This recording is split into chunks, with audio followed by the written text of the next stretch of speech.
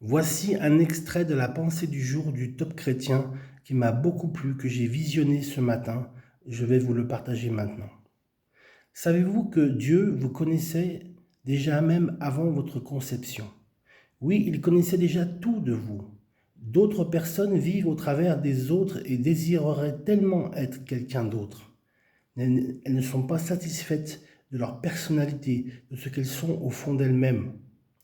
Les médias et les réseaux sociaux n'ont fait qu'accentuer ces sentiments de désir, d'imperfection et d'insatisfaction. L'image renvoyée par des stars, des personnalités ou des influenceurs sur le net n'est pas réelle mais artificielle, corrigée ou maquillée et même superficielle. Amen. Il faut donner l'illusion que, en réalité, que de misère et parfois même d'envie de suicide. Alors bénissez Dieu pour qui vous êtes et ne cherchez pas à être quelqu'un d'autre, à ressembler à quelqu'un d'autre, à une idole.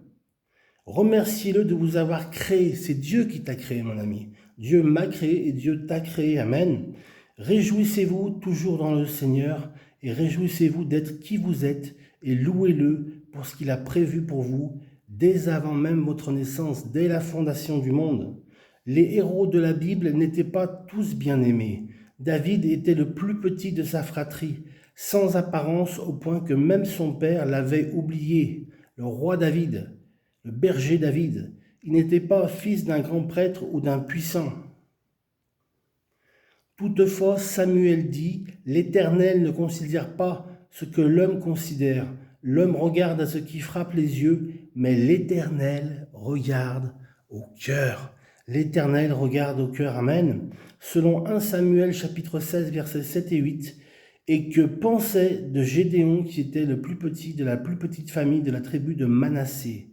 Dieu lui dit, va avec cette force que tu as.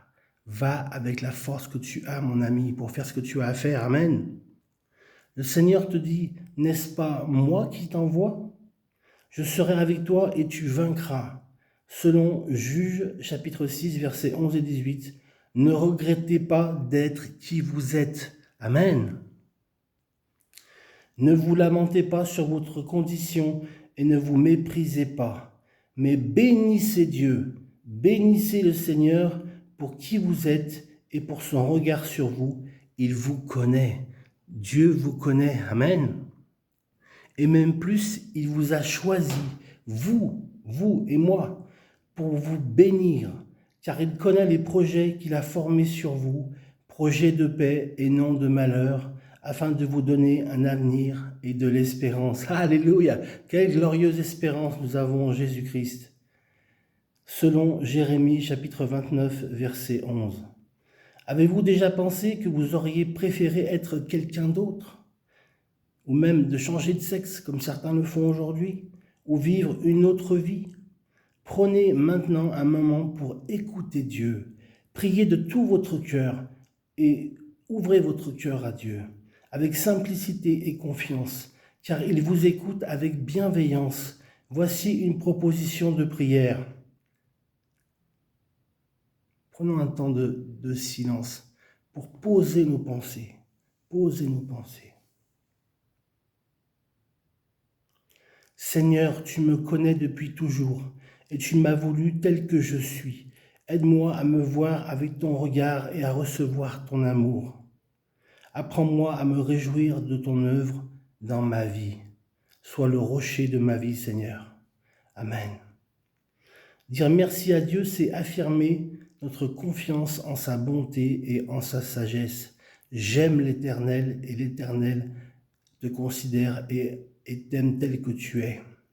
Il t'a choisi, il t'a créé, il t'a voulu. Voilà. Comme David déclarait, je te loue de ce que je suis une créature si merveilleuse. Tes œuvres sont admirables et mon âme le reconnaît. Mon âme bénit l'Éternel et se réjouit de tous ses bienfaits à mon égard. Amen. Selon le psaume 139, 14. À présent, prenez le temps d'approfondir ce que vous avez reçu au fond de votre cœur. Repérez une pensée négative que vous entretenez sur vous-même et qui vous pourrit la vie. et remplacez-les par une parole, par une vérité de la parole de Dieu. Notez cette vérité et choisissez de la déclarer aujourd'hui dans votre cœur et même à haute voix. Amen.